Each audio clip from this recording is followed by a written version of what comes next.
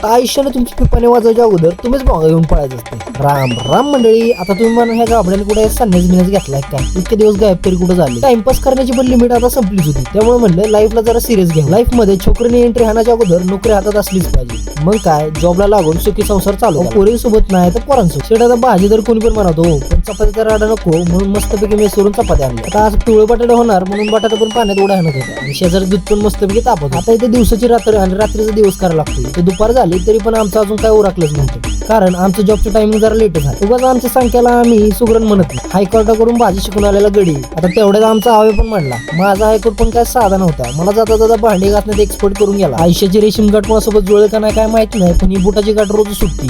एकापैकी करण्याचं कॉम्पिटिशन असतं ना, तर आमचा कॅबवाल्यानं पहिला नंबर हाणला। काय राव, रोज 4:30ला येतो म्हणून गडी 5ला 5:30ला येतो। आल्यावर कॅबवाल्या बायला म्हणलं काय ब्रेकवर पाय देऊन गाडी चालवत होता काय बाईया? त्यात पण रोज हनुमान दादाचं दर्शन घेऊन आम्ही ऑफिसला जातो। जाता जाता पण कोणाच तरी लग्न होतं। आता कोणाच तरी लग्नात डायरेक्ट जाऊन जेवणाची मजा आहे ना, ती कशातच नाही। इथं आम्हाला लेट झालता, नाहीतर सुपडा सापच केला असता पोरांनी आमच्या। आता आमच्या कंपनीने गाडी येण्यासाठी दिली का डान्स करायला दिली हेच कळाना। रोज हेच राडा चालू असतो।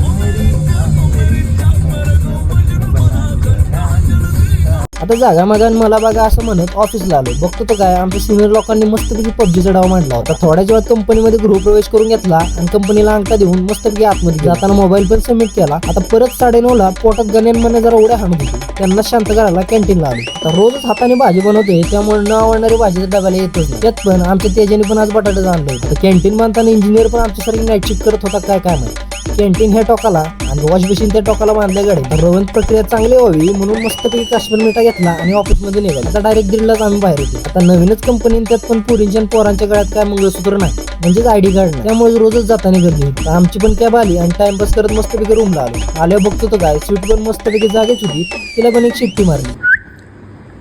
तर मागं बघती ती पण म्हणती मला झोपा आता, चला मस्त गेला दिवस, भेटूया उद्या।